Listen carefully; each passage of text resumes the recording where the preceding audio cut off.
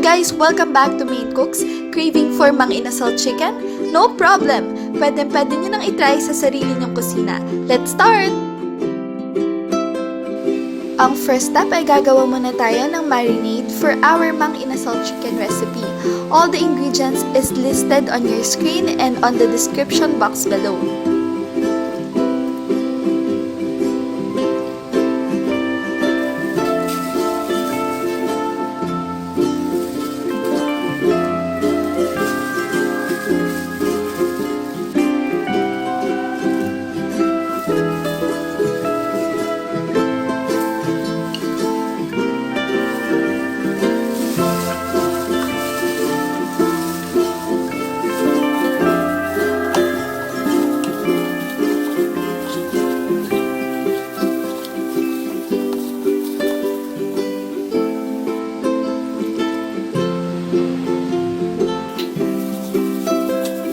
Ibababad ko ito overnight para malasang-malasa talaga ang ating chicken.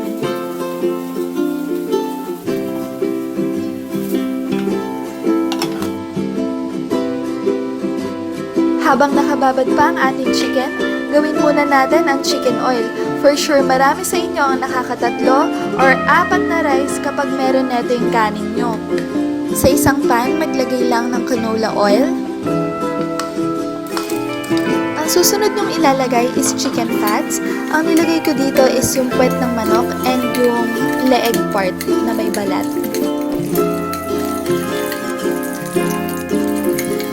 Kapag medyo brown na ang